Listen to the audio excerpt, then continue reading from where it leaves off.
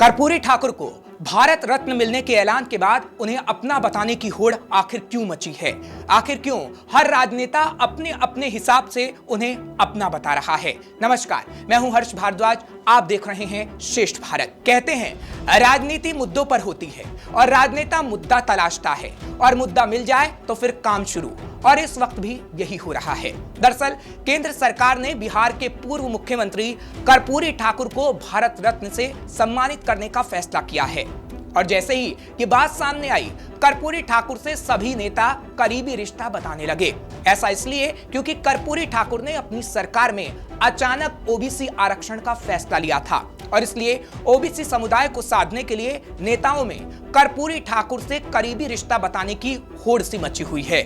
बहुत कम लोग जानते हैं कि वीपी सिंह सरकार ने 1990 में ओबीसी के लिए आरक्षण लागू किया, लेकिन उससे 12 साल पहले यह मुद्दा 1978 में बिहार में एक तूफान का रूप ले चुका था। उस समय के मुख्यमंत्री कर्पूरी ठाकुर जनता पार्टी की सरकार चला रहे थे, जिसमें सभी प्रमुख जातियों का प्रतिनिधित्व था। ठाकुर ने अपने कैबिनेट साथियों से भी सलाह लिए बिना अचानक राज्य सरकार की नौकरियों में ओबीसी के लिए 26% आरक्षण की घोषणा कर दी थी, जिसके बाद से कर्पूरी ठाकुर को ओबीसी समुदाय का मसीहा कहा जाने लगा। इसलिए आज के समय में सभी राजनेता उनके लिए कई बातें कह रहे हैं। बीजेपी अपने तरीके से, जेडीयू अपने तरीके से और अन्य पार्टियां अपने तरीके से। उन्होंने गरीबों को न्याय दिलाने के लिए अपना पूरा जीवन लगा दिया। इसके लिए उन्होंने कभी भी अपने सिद्धांतों के साथ समझौता नहीं किया। पूरी जिंदगी वो कांग्रेस की जन विरोधी नीतियों के खिलाफ लड़ते रहे। आपातकाल में भी उन्होंने जमकर लड़ाई लड़ी। दरअसल बीजेपी कह रही है कि कांग्रेस के खिलाफ कर्पूरी ठाकुर ने मोर्चा खोल दिया था और लड़ाई लड़ी थी। यानी आप समझ लीजिए कि कर्पूरी ठाकुर का जिक्र कर किस तरह बीजेपी कांग्रेस को आड़े हाथों ले रही है। वहीं राजनेता अपने अपने हिसाब से कर्पूरी ठाकुर के बारे में बता रहे थे। इसी तरह से नीतीश कुमार भी जताना चाहते हैं कि उनकी डिमांड पर ही कर्पूरी ठाकुर को भारत रत्न दिया जा रहा है और वो इशारों में ओबीसी समाज को साधना भी चाहते हैं। 23 तक लगातार बोलते रहे कि इसको किया जाए, तो अंत में कल स्थान में जी सर उन लोगों ने तय कर दिया। तो मैं धन्यवाद देता हूँ और बड़ी खुशी की बात है।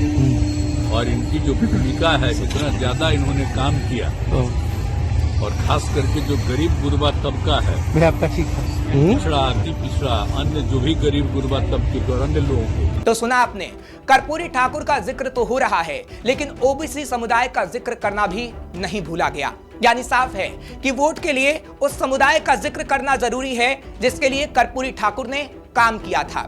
वहीं बीजेपी, जेडीयू के बाद कांग्रेस भी पीछे कहां रहने वाली थी। कांग्रेस ने केंद्र सरकार पर कटाक्ष करते हुए कह डाला कि ये राजनीतिक से प्रेरित है। दरअसल इस पर राहुल गांधी ने कहा, देश को प्रतीकात्मक राजनीति नहीं, वास्तविक न्याय चाहिए, ये सिर्फ राजनीति से प्रेरित है। तो अब आप समझ जाइए कि अपने अपने हिसाब से बातें कही जा रही हैं, क्योंकि कर्पूरी ठाकुर अति पिछड़े समुदाय की जाति से आते हैं। बिहार और उत्तर प्रदेश में इस जाति का प्रभाव है।